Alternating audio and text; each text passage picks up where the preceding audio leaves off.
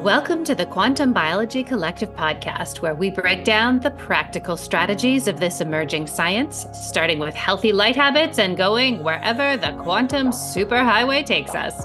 This is your host, executive and life coach Meredith Oak, with a quick reminder that podcasts are conversations, not consultations, and definitely not medical advice. We're here for informational purposes only.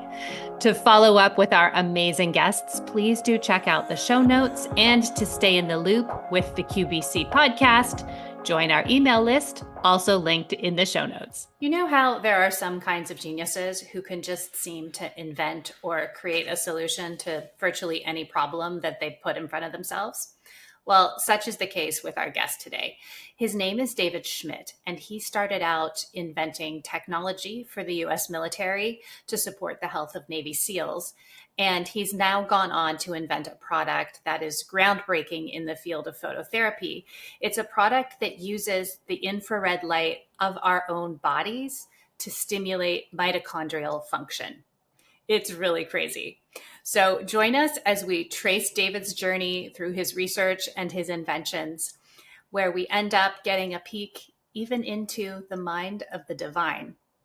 This is a really good one. Have fun. All right. David Schmidt, welcome to the Quantum Biology Collective podcast. Very excited to have you here today. Thank you. Pleasure's mine. Happy to be talking about one of my favorite subjects. Okay. So as you know, we focus a lot on light on this podcast. We particularly focus a lot on the benefits of sunlight and going outside and, being in nature. And I want to sort of get into your history of how you came to it. But just to kick things off, you are currently running a company that you founded that uses a very specific type of light therapy or phototherapy. So could you just tell us how you define phototherapy and what is going on with the product that you invented? So I would define phototherapy as the science of treating the body with light to produce specific effects. And the term phototherapy is rather broad and actually historically is not really thought of as being scientific, although phototherapy historically has been recognized for treating people of disorders having to resulting from seasonality. So when it's a little bit cloudier out and people become depressed, it's recognized that light therapy is a sound and proven treatment for that. However, more specifically, photobiomodulation, which you could consider to be a branch of phototherapy, is where we really want to understand how is light triggering specific biochemical changes in the body. And that's something that's extraordinary to investigate because by pursuing this path of research, we can be developing systems, be developing new technologies that can have some very dramatic impact on our overall health and wellness and even longevity. Yes. And so we are, and this audience would be fully on board with those ideas. A lot of our audience would probably own a red light therapy device of some sort and have done research on photobiomodulation. And there's a lot of research looking at the effects of particularly red lights on the body has become a really well-researched area. But your product doesn't actually use an external source of light. Right. This is what I like kind of blows my mind about what you've invented. Yeah, and this actually, it started with the U.S. military in the Okay. sense that I had been designing survival equipment for the crew of submarines. And on a sub or really in any military operation, um, having power generation for systems becomes a huge issue. And so when you're thinking about how you're going to deploy troops and assets out into the field, how are you going to provide power and other resources? So, and that matter is even compounded more on a submarine. So I was invited to be part of a mini sub program, and the crew of the mini sub were Navy SEALs. And the objective was to see how could we keep them awake for 30 to 60 hours without having to use drugs or stimulants. So I thought, okay, let me take a look at this. And it was about a 3 year journey. And I finally came up with this idea that we could create a passive device using stereoisomers of amino acids and sugars and use that as a communication device.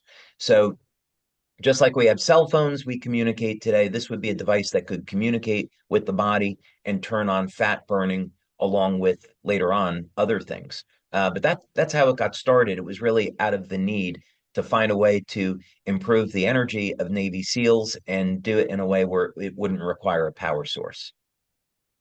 Okay, so you were tasked by the US military with finding a way to keep Navy SEALs alert while living on a submarine. And so you had like extremely limited resources.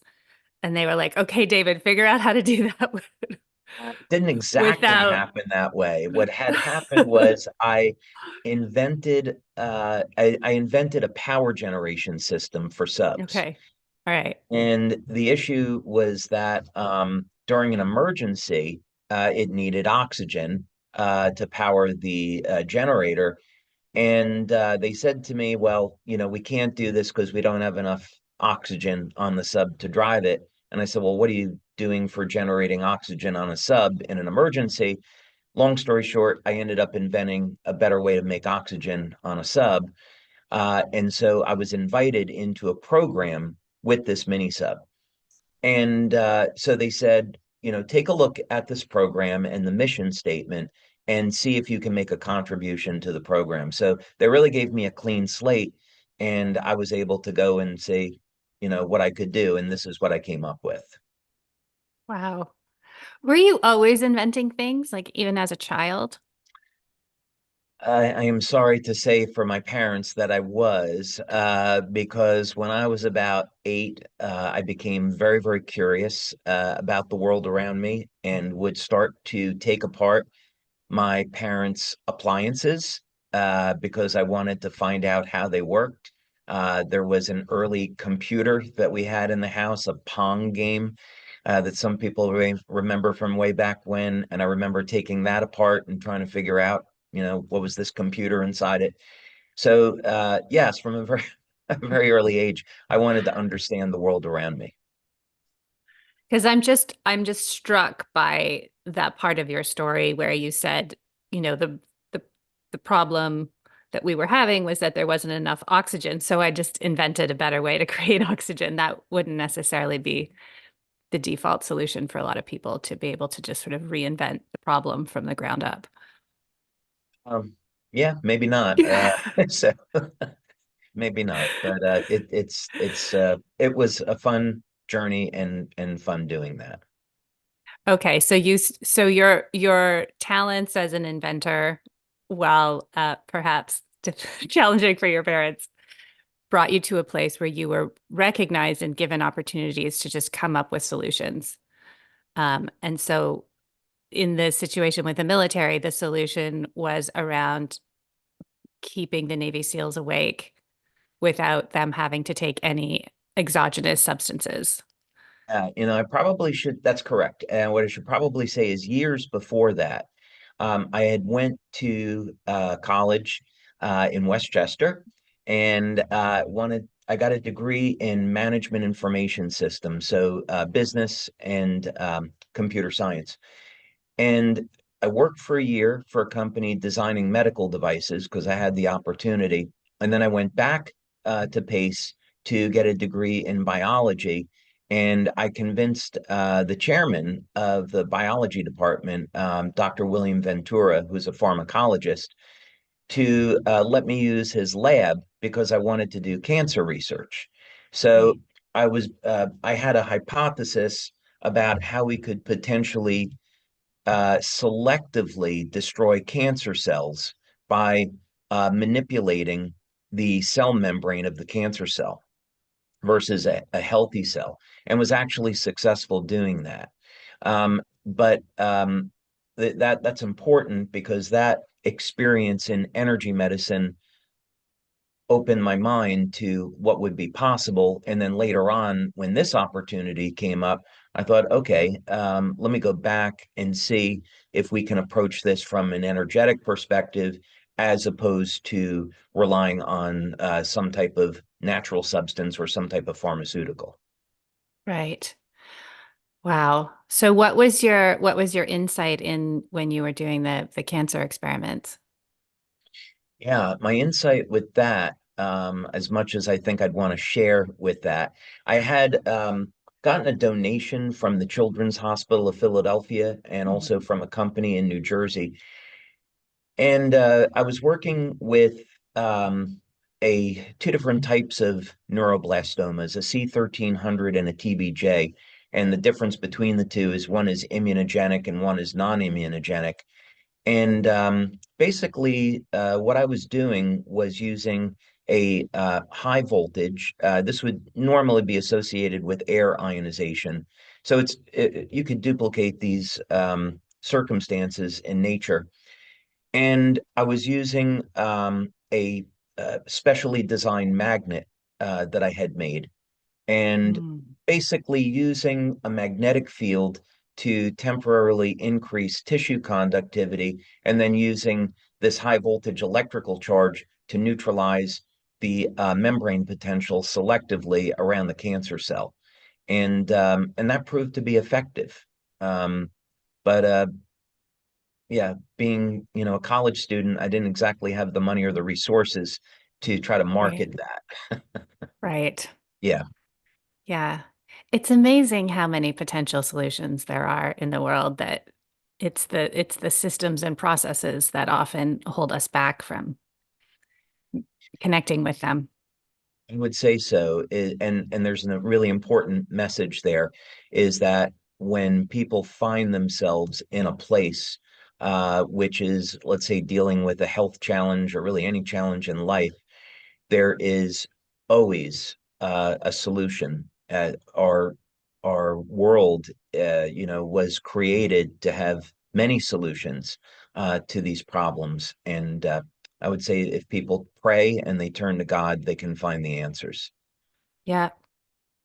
Yeah, that idea of there always being a solution is is a guiding principle in my life for sure. And this whole podcast exists because I was up against a wall at one point with, a not super serious health condition, but it was, chronic fatigue. So it was really lowering the quality of my life.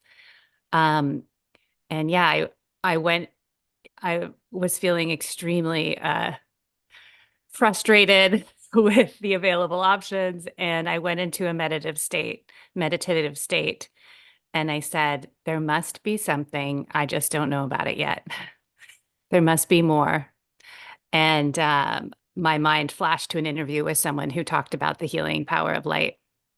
And so down the rabbit hole I went, but I completely agree with you and thank you for um, sharing that message with people, right? Because especially with health issues, when our physical and mental states are so compromised, the it can be very difficult to maintain that mindset of like, okay, let's keep looking. This must be something I haven't tried yet. So thank Yeah, you for that.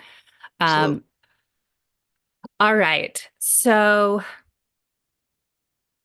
light. So it was working with the military on that particular project. Is that what sparked you to start looking more seriously at phototherapy and dividing and inventing devices around that concept? So I was doing this work through government contractors, and the timeline on this is what had happened was I spent a few years developing this, and then 9/11 occurred. And if you weren't developing weapons for the military, you couldn't really talk to people. And Right. I had a family to support. And so I thought, okay, I've developed this technology. surely there are going to be people that are interested in increasing fat burning and energy. So let me start talking to doctors about this, and athletes and personal trainers and acupuncturists and football teams. So I was living in the Atlanta area at the time, and just started to make phone calls and visit people and show them the technology. And the response that I got was extremely positive. And then it was down to the point where, okay, I have to figure out, how am I going to do clinical studies on this? How are we going to market it? And how can we set up manufacturing? So that was about a 2-year journey with the very first product that we have, Energy Enhancer. And then later, once the company was established and getting started, that allowed me the time to go back and really research some other applications for this. So how can we create devices that use a blend of different wavelengths of light to trigger these beneficial effects in the cell? So I would say the single biggest difference between LifeWave and other light therapy devices is that uh, these products use modulated light, which have information that can trigger a specific biochemical effect. In this particular case, what we're trying to do is turn on mitochondrial function and turn on synthesis of specific peptides that can improve our health. Okay. And what I find so fascinating about your product is that there is no external light source. You're working with the infrared light of our bodies. Exactly. Exactly. So our bodies, well, yes, our bodies are going to emit infrared energy. We can pick that up with infrared imaging, and we've done a number of studies like that. But there's also biophoton emission from the body. Mm-hmm. And this was discovered by Fritz Popp. Yeah. And I happened to be very fortunate 20 years ago to met one of his colleagues, Dr. Carl Merritt, who's a biomedical engineer in California. So we had this conversation about Dr. Pop's work, and we later on did a study in California where we took people and we put their hands into a chamber that was completely dark, and we monitored the biophoton emission off their hands. And then we wanted to see, okay, can we augment that with the patch technology, which we were able to. So, so I would say, Okay, so I just want to clarify. So you worked with yes, a colleague of Fritz Albert Popp. There will be people listening to this who have read his his work, are very familiar with him. We love him in this world.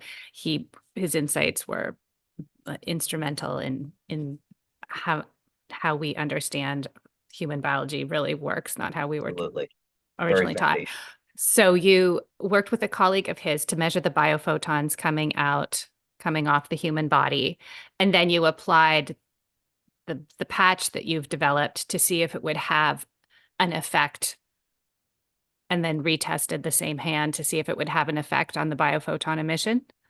Yes. Is that So let me correct? drill down Okay. on that. Let me drill down on some Okay. specifics there. So Please. the the infrared energy comes off the body, and as well as the biophotons, and this will activate the materials inside the patch.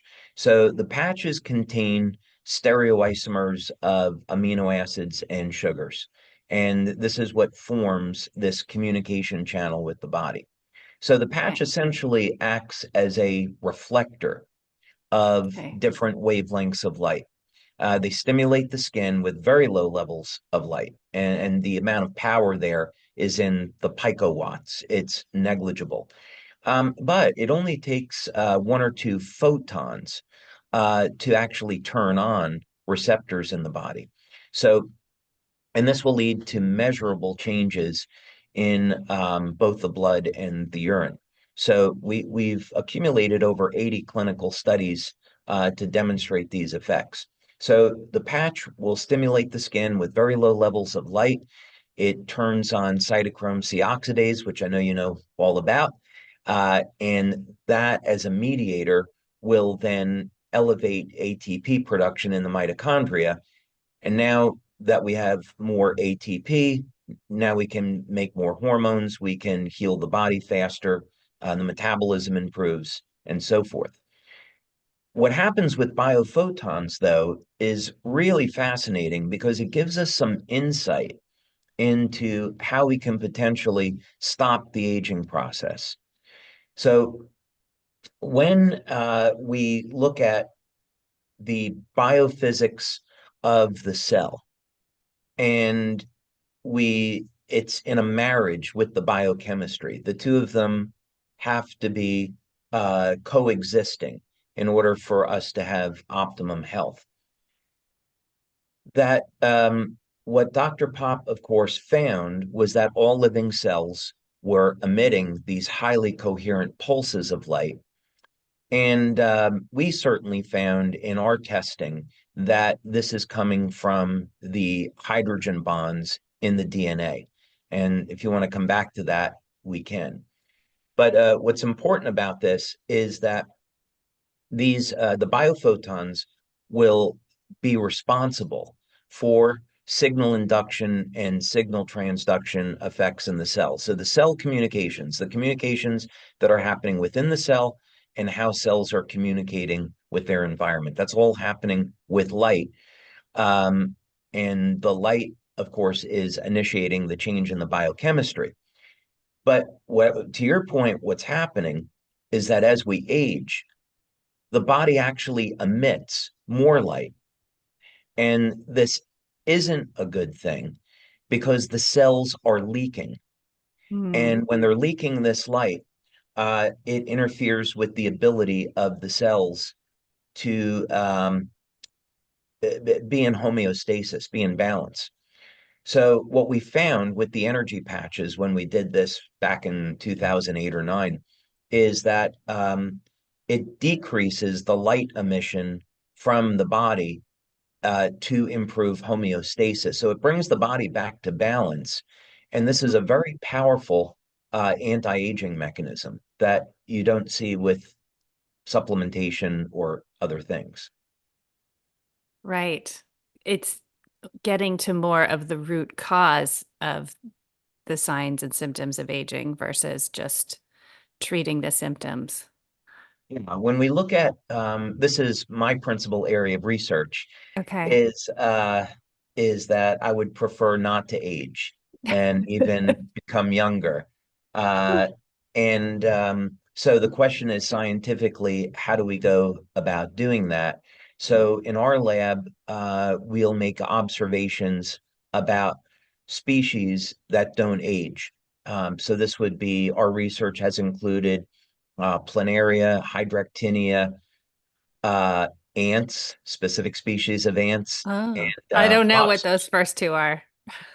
A planaria is a flatworm, and Okay. it has remarkable, you probably learned about this in high school biology, but there are these worms, and when you cut them in half, they will regenerate that lost part of their body in about two Oh, weeks. okay. Yeah. Like, But they're immortal. right. The fascinating thing about Oh, 20 to 25% of the planaria are stem cells, and those stem cells never age. So as long as you give the planaria food, water, and protection, they won't age. They're immortal. that's crazy. It is. Okay, so planaria, ants, what were some of the other non-aging? So Hydractinia. So Okay. I don't know what Hydractinia. those are either. Okay, so Hydractinia, it's or you could call them Hydra. They are these little small sea creatures. They're usually found embedded into coral, and they have these tentacles. And the reason why we study them in stem cell research, we did this work at the National University of Ireland, is that you cut off a tentacle and they'll regrow a new tentacle. But if you give the Hydractinia a dye, you can actually photograph or video the stem cells migrating from different parts of their body to the injury site. So this allows us to see if a therapy and in this case, an energy therapy that I developed, can increase the speed at which the stem cells get to the injury site and ultimately speed up the healing process. But the hydractinia also do not age. So Hmm. that's been a species that we've studied as well. Okay. And what have you found from studying those? So that was, Well, if you wanted the big headline, I think what I have found is proof of the existence of God. okay. And um, I am a Christian, Hmm. and so I don't need any proof to believe in God, but I happen to find it nonetheless during the course of my research. And I had been focusing on lobsters at one point. And what's so fascinating about lobsters is not only don't they age, but they actually get stronger as they age. And so I Huh. wanted to understand, how is this happening? Hmm. So I was thinking about in the Bible how it says that the life is in the blood. And so I thought maybe we take this literally. Obviously, if from thousands of years ago with all these battles, you cut somebody and then they bleed to death. So maybe it came from that. But I thought I'm going to take this literally and I'm going to study the blood of lobsters and see what I can find. And I started to find a code in light emissions from the lobster. So most scientists, if you research this subject, they'll say, well, the lobster produces an infinite amount of telomerase, and this enzyme regenerates the telomeres, and that's why they don't age. And that certainly has a lot to do with it. I'm not discrediting that theory because there's a good basis for it. What I'm saying is there's something else going on other than just the biochemistry, and it has to do with the light emission from the lobsters. And it's much more important than what's going on with the telomeres. So I found this code. I found these light emissions within lobsters, some within the blood, some not, but it formed a biological code. And I said, this cannot be here by accident. This is very much like a computer code, it's a design. So Wow. then I decided I was going to try to take that information and create new technology that human beings could use to stop aging. And so I did that, and I actually got several patents on that technique. So we fast forward a bit, and I'm doing a Bible study, and it happens to be on Bible codes. And in the study, we're taking the book of Genesis, Hmm. very first sentence, in the beginning, God created the heaven and the earth, and converting that to Hebrew, and then converting Hebrew over into numbers. So for those that aren't familiar with it, it's called gematria, but it's the process by which we can convert Hebrew over into number. Same as with Greek. And that first sentence in the book of Genesis forms a series of numbers. I'm looking at the numbers and I get my calculator out and I thought, I've seen this before. So I started to make some calculations, and it turned out that the code that's in the very first sentence of the book of Genesis is the same code in lobsters.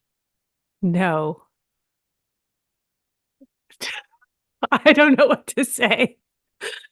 That's wow. So God, the creator of the universe, who created everything, put his fingerprint or signature in numbers in living species. And we can use that information to create new types of light therapy devices that can potentially stop and reverse human aging, not to mention treatment of disease. So that's where I see this going. Wow. That is an incredible, incredible story. That, I mean, the fact that you even found yourself in a place where you were doing the work to find the code in and you happen to also have the code from the lobster's blood in your research and then match them up. I don't even know what to say. That's one of the craziest synchronicities I've ever heard. I'll give you a specific example, which is really crazy, along these same lines. So we go and look at the story of Adam and Eve in the Garden of Eden, and we all know the story about there's the tree of knowledge and there's the tree of life. And I was thinking a little bit further about this, and I thought, what if the secret of the tree of life is nothing more complicated than converting that into a number and then converting that into light, right? Because we know that God used sound and light as the Mhm. basis for creation. So I did that. I took the term tree of life and then I put it into a online converter to convert it into Hebrew. And then I took the Hebrew and again used an online converter to translate that into a number, and it comes out to 159. So 159, I thought, what if that is a sound? And what if so we would treat that as a literal frequency, 159 hertz. If we double that and we continue doubling that, we can transpose that frequency into a wavelength of light. And then we can use another online calculator to convert the frequency to a wavelength. Well, long story short, if you do that, the number that you get is 857 nanometers. That number is the wavelength of light that we use in the infrared to turn on the mitochondria. And when we turn on the mitochondria, it gets the cells to function like a younger cell and changes the gene expression so that the cells function as younger, healthier cells. So literally, the term tree of life is symbolic of turning on mitochondrial energy and turning on youth. Wow. Okay, so the phrase tree of life converted into Hebrew, converted into a number, and then that number then comes out to the exact nanometer required to turn on our mitochondria. That's exactly right. If you were to now with the common wavelength that's used in research is 850 nanometers. And that's Hmm. because the LED that is available is in that wavelength. If there were an 857 nanometer bulb, you would use that. I happen to use 855 nanometers in my research because plus or minus 3 nanometers, we don't really find there to be a big difference. Okay. But the point is that this information that was encoded into the Bible 5 or 6 thousand years ago, whatever the number is, there is no way people back then could have known that that number was the number was going to be turned into a wavelength of light that could actually stimulate the mitochondria. They just didn't simply have that kind of knowledge back then that we're aware of, Right. right? That we're aware of, Unless they did. unless they did, right? Uh, it's so interesting because as you're telling me this story, I'm recalling an interview I just did with a researcher called John Stewart Reed, who researches sound. And he was explaining to me how sound creates infrared light. And then he also tied it back to the Bible. And Well, that's he is, I don't fascinating. think, a religious person. That was just clearly, he was like, that is more of a statement of scientific truth than I think we've realized. I am familiar with Dr. Reed's work, and Okay. he invented the he works in cymatics, Yes. and he invented a cymoscope or somatoscope for so you could visualize the vibrations in sound with water.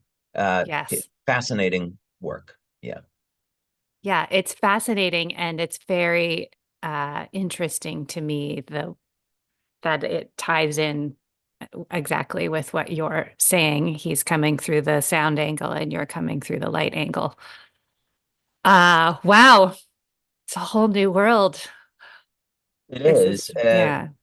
It is, because what we've actually found with this is that if you take these, I'm not sure whether or not you should refer to them as biological codes or biblical codes or sacred codes. I don't know how to refer to it yet. But what I do know is that when we take this information and create technology from it, we see some really extraordinary things. So one of the first things that I did was I built this piece of equipment that was about, I'm looking over here because I go off into my lab over that way. Great. Um, I have a table that is, let's say, about 3 feet wide and 9 feet long. And that was where the first piece of equipment was put to use this technology. And one of the things that we did was we created a new structure in water. And what happened was we were able to embed light into water, Mm-hmm. amongst other things. And what I wanted to see was, could we prove that there was some type of new energy in the water once we did this? And what happened was we would put the water through a phase change. So in this case, we'd want to freeze the water and just go from a liquid to a solid. That would be a simple phase change. And in doing so, the water did something unexpected. It imploded. Now you can't compress water. So the way that this showed up is that a vortex funnel, like a tornado, showed up in the center of the water, and ice crystals formed that were like threads, and the ice crystals spiraled into the center of the glass beaker that the water was put into. So we could show, and we later on proved this in human beings, that you could take different types of substances, let's say fruits and vegetables, and you could put light into them, give it to somebody to eat, they would consume it, and this light would be released into the body and would start healing the body. Wow. So is that something that you're actively doing with food? Yes.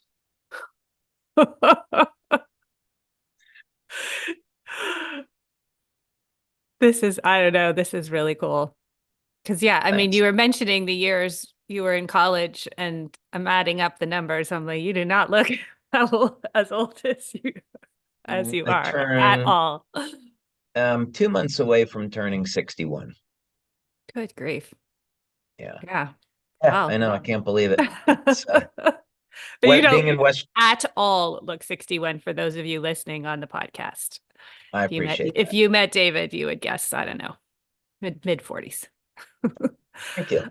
So, Trying okay. for 30s now. Yeah. It's funny. My husband and I have this conversation because whenever we discover a new technology or a new technique to support our the aging process, and he's like, I'm going to live to be 120. And I'm like, okay, well, you have fun. I'm good at till 90. I have other places to be, but maybe, maybe you'll change my mind. Well, so what this is really about is not aging and being productive. From Hmm. the perspective of society, is that if we have technology that heals the body with light, it's relatively inexpensive compared to some Yeah. other things, doesn't have toxic side effects, incredibly therapeutic. And we could, if governments were to adopt light therapy, that would mean we could drive down healthcare costs and use that money for other things. Hopefully not Yeah. war, hopefully feeding Yeah. feeding the homeless, giving people places to live, and making society and our world a better place. But it's certainly what I'm finding in my research is that light therapy is unbelievably powerful, and it certainly is the future of medicine. Yes. I think so too. And if not adopted by the mainstream institutions, it will be cultivated by people like you and purchased by people like me, and will create our own side ecosystem. Okay. And Yeah, yes, go ahead. and the other reason I think to do this is to empower people, not just with information, but with technology that they can use. We know that there is going to be something around the corner. The pandemic, um, there's certainly been talk by World Health Organization and others that there is another pandemic coming, whether or not that's fear mongering or there really is something else, who knows. But I think from the perspective that when this pandemic hit, many people were scared. They felt unprepared. They didn't know what to believe.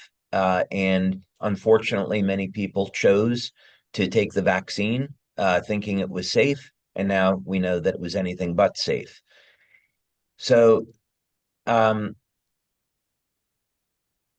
being able to empower people with technology to support their health where they can say, no, I'm not taking an experimental drug. I'm just fine. My health is safe. I don't need to fear. Those are the type of things that we need to be doing. Yes. And that makes so much sense because we are much more easily manipulated when we feel uncertain and we don't know how to, take care of ourselves. And so, yeah, I was able to make a lot of informed decisions, but I was already like very deeply connected to a lot of experts who were able to break down things for me in a way that I felt I understood enough to make a decision. And so, yeah, I think it's absolutely crucial if we understand all of this a little bit more, and then we can choose things that ideally don't have side effects, which light therapy does not. So, Correct.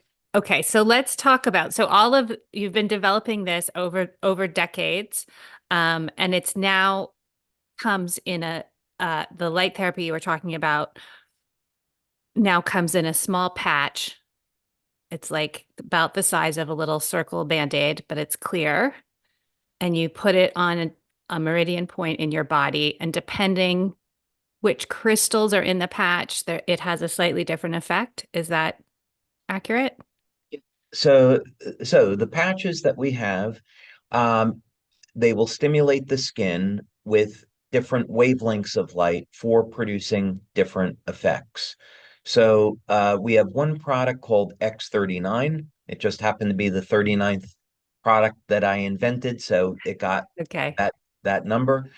And what it does is it stimulates the skin with light and it turns on production of copper peptide, which is a tripeptide composed of glycine, histidine, and lysine. And it has a very, very high affinity for bonding with copper. And this peptide is really special in the body. We start out with high levels of copper peptide when we're younger, Yeah. and then after the age of 60, those levels decline. So if we can turn on copper peptide, we can reclaim some of our youth. It will reset about one-third of the human genome to a more youthful state. So it's a very powerful anti-aging product. Okay. So let's drill down on this. So the so this product stimulates basically it helps us make more stem cells. Well, okay, so to yes, but let's talk about how it gets there because Okay. that's super important. So you Okay. put the patch on and it stimulates the skin with low levels of light. This will turn on energy production in the mitochondria. And now, once the cell has more energy, it can start to make peptides. A very important intracellular peptide antioxidant would be glutathione as one example. But this other peptide, GHK, known as copper peptide, it's important because what it does is it resets genes to a more youthful state, about one-third of the human genome. And some of those genes are associated with managing inflammation. Some of those genes are associated with managing antioxidant production, so you get those benefits. One of those genes is P63, and the P63 gene turns on mobilization of stem cells. So people get injured, and now the stem cells can mobilize and get to an injury site. Another thing that happens that's very interesting is that there was a study out of Korea that showed that GHK can function as a Yamanaka factor. So the Yamanaka factors are where we take a differentiated stem cell. So let's say the example is a skin stem cell. So in stem cells, we would start with, let's say, pluripotent cells, then they go to multipotent. As they differentiate, they become more specialized, and then they go into the specialized tissue. Well, if we take a skin stem cell and we expose it to a Yamanaka factor, like copper peptide, it will revert into a pluripotent stem cell. So what was found was that you give people injections of copper peptide, now the number of circulating stem cells increases, and it's because it's converting differentiated stem cells back into pluripotent stem cells. Okay. But the patch, there is no exogenous substance being injected. You have found Correct. a way to have that same copper peptide, basically the frequency of copper peptide.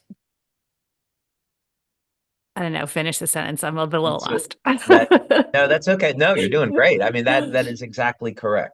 Okay. Is that you put the patch on and it elevates copper peptide.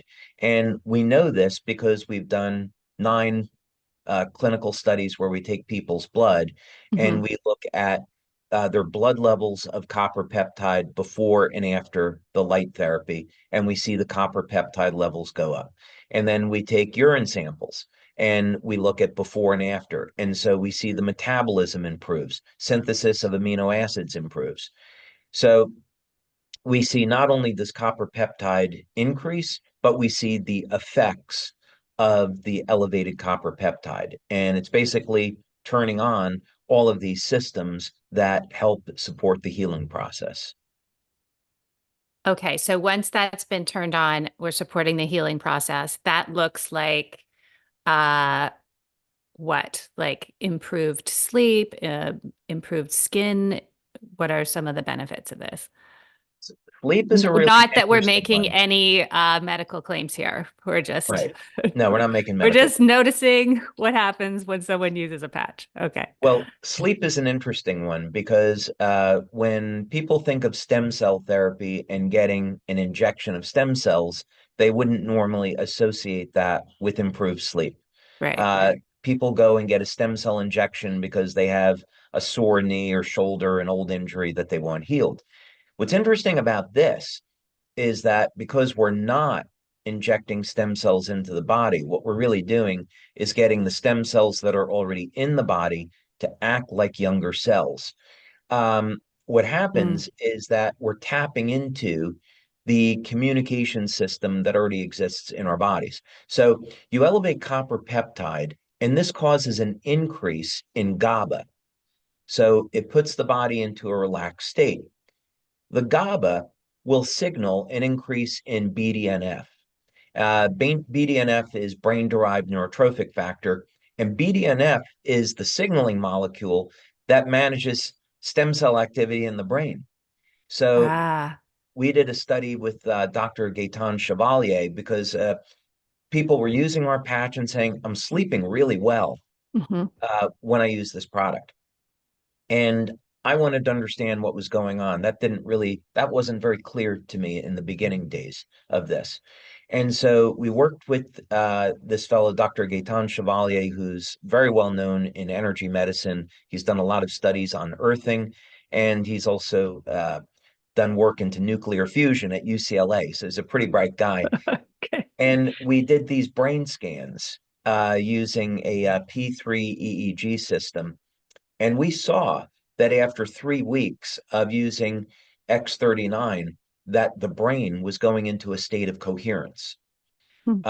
So we saw evidence that you wear this product and it's improving sleep because it's improving the homeostasis of the brain, which improves everything else.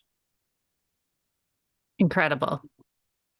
And so, and just to clarify, there's nothing coming out of the patch going into the body. It's really the patch is reflecting the light of the body at a frequency that is stimulating all of these changes.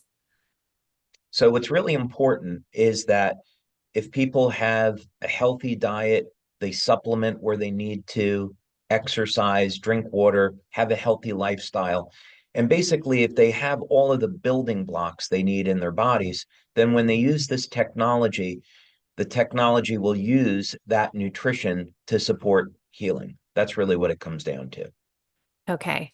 So we have our foundational health in place, and then this is augmenting it. So tell me some of your favorite things that happen when you wear this patch. I mean, I will say I tried it, and I have an inner council of people who I consult before I, will do a podcast with someone who has a product, because I want to, sort of there's people's whose opinions I very much trust. And everyone was like, yeah, no, they're really good. These patches are really good. Like, That's cool. they're really cool. I'm like, okay. So then I tried it, and I wasn't sure that I would notice an effect, because I generally feel quite well because I take care of the foundational aspects you just mentioned. I'd add circadian rhythms in there. Um, Yeah. but I was quite surprised to notice, like, even within the first day, that my mental clarity was significantly improved. And as I said, I thought I was doing okay. So I was like, oh, wow, okay. So what are some things that you and your team have noticed in terms of benefits? So there are things that I would put into the anecdotal and then others that we found through clinical studies. So when Okay. we do our studies, we want to look at how do people feel with this? How's their overall vitality and wellness? What's the quality of their sleep? What other things are they noticing? So we do quantify that and run the statistics on it to see the science. But there are other things that occur that Hmm. are more like in the realm of science fiction, where I would say, I really want to understand what's happening with that person, because Right. um, if we can understand that, then we can maybe help a lot of other people with it. So some people that have used this, the very first time that we saw it, there's a woman in Denmark. My wife is Danish, and we have people that use our product in Denmark. And there's a woman back a few years ago. She was 93 at the time, and she's still going strong now.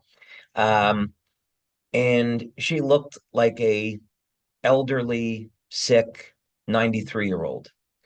And her daughter was using X39 and thought, okay, well, maybe my mom can benefit to this and help her feel better and so forth. So she gave it to her mom. And in 2 months, it looked like she had reversed in age about 20 years.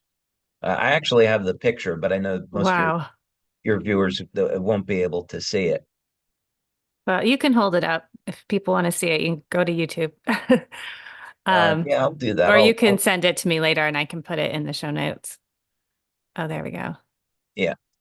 So we see Oh, these, wow. yeah, we All see right. these effects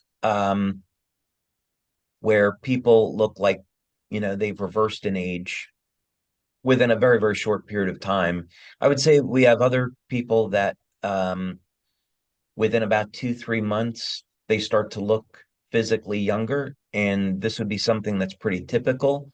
Hmm. Every once in a while, we get these cases where people have these dramatic effects on age reversal. And of course, their health improves as a consequence. Right. So I would say that's probably my favorite thing, one of my favorites, certainly. Um, yeah, and because I think there's a lot to learn there, a lot to understand, and by understanding them, we can help many, many people. Yeah. Because something that I wasn't really aware of till I started researching for this interview was how prevalent stem cell injections are becoming as an anti-aging treatment. And they're really expensive, like tens of thousands of dollars. And they don't necessarily, like, if they work, they work, but they don't necessarily work. And it involves like getting, a needle and having something put into your body. Whereas what this is doing is you're getting a similar effect, but your body is doing it itself. I would say in the medical community, they seem to have, like, let's say if someone's an orthopedic surgeon, the way that they Hmm. get educated is to say, well, when someone is bone on bone, they need to have a knee replacement. But it's like, wait a minute, uh, that cartilage that was there, right? The body put that there. So why can't we just make more cartilage? And in orthopedics, it was always taught once you lose the cartilage, it's gone. You can't do anything. And that really doesn't make a lot of scientific sense. So, of course, research was done to inject stem cells into the body. And what did they find? The stem cells can regenerate the cartilage. Well, I found out from a chiropractor back in 2006, this fellow, Bern Friedlander, working with the San Francisco 49ers. He was regenerating um, lost cartilage in the knees for football players back without stem cell injections by giving the body what it needed to turn on the stem cells. So basically, the message was in these young athletes, this doesn't quite work as well for people that are older, but the good news, light therapy does work. Is that if you gave people enough collagen protein, which has all of the amino acids that are necessary to regenerate cartilage, and vitamin C and glutathione, that would repair the cartilage and repair the knee without surgery. We found this out years later with light therapy. If you use light to turn on glutathione, it would act as a trigger and you would get more cartilage in the knee. Wow. Okay, so yeah, I think this is really an incredible gift you've given to the world to be able to have these health benefits without really taking taking anything, without drugs. And it's like an incredibly natural way to rejuvenate the body. And I think it's interesting is it does sound like science fiction. Like, and It I have is. to say, I had these patches in my cupboard for a really long time before I tried them. So I was like, what is this? Fair enough. But I am a walking testament that there was absolutely an effect. And I was so surprised then. I immediately was like, okay, I need to find this person. This is unbelievable. So thank you for persevering. And thank you also just for what you said earlier about supporting people to keep looking for a solution, even when they feel like there's no hope. Because you just never know what's around the corner, as you're explaining this, right? Like this could be something that could really help somebody. They should never give up hope. There are always solutions. My daughter, 2 years ago, was diagnosed with thyroid cancer. Mm. And it was, she didn't know if she was going to die or what was going to happen. She didn't want to go So through sorry. radical. I'm happy it happened. And so is she, Okay. because she elected not to have her thyroid removed. She elected to go for natural therapies.